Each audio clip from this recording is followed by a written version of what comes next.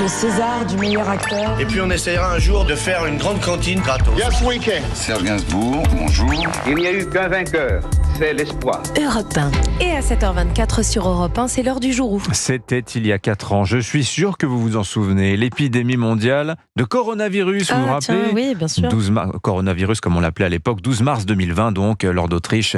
Emmanuel Macron annonce aux Français ce qui sera le premier confinement. Oui, le virus se propage depuis plusieurs semaines, le temps presse et dans un discours aux Français à 20h, le président de la République annonce que toutes les écoles seront fermées, des crèches aux universités. Nos enfants et nos plus jeunes sont celles et ceux qui propagent, semble-t-il, le plus rapidement le virus, même si pour les enfants, ils n'ont parfois pas de symptômes. Pourtant, quelques jours avant, qui s'inquiétait vraiment ? Emmanuel et Brigitte Macron étaient allés au théâtre pour inciter les Français à sortir. Mais la prise de conscience est finalement arrivée. 6600 cas de Covid sont confirmés en France et 150 décès à peu près au milieu du mois de mars. Et pour les parents, il faut s'organiser. Ça fait peur, franchement. Surtout quand on a des enfants en bas âge et tout. Je sais pas comment on va faire. Je m'y attendais pas du tout. Je le comprends pas forcément. Bon, solidarité, très bien. On va voir. Parce que faire du télétravail avec 2 enfants, c'est pas possible. Au début du mois d'avril, la moitié de la planète est confinée. Voilà déjà plusieurs semaines que les Français font l'école à la maison, travaillent dans leur salon.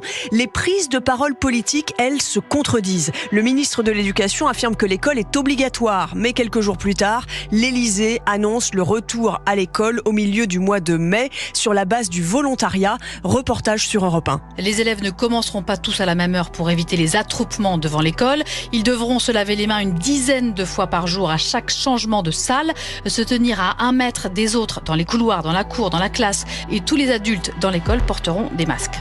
Mais quelques jours plus tard, le Conseil scientifique préconise au contraire un retour à l'école seulement au mois de septembre, discréditant la stratégie du gouvernement. Mais le ministre de l'Éducation, Jean-Michel Blanquer, se justifie sur Europe 1 au micro de Sonia Mabrouk. Pour tous les enfants, quelles que soient les classes sociales, quelles que soient les difficultés, l'école, c'est pas quelque chose de secondaire. Et il faut être très attentif à ne pas faire de dégâts sur une génération entière en les laissant 6 mois sans école. À ce moment-là, au mois de mai 2020, le Premier ministre Édouard Philippe présente aussi un plan de déconfinement au niveau national, sans savoir alors que d'autres vagues de Covid allaient arriver.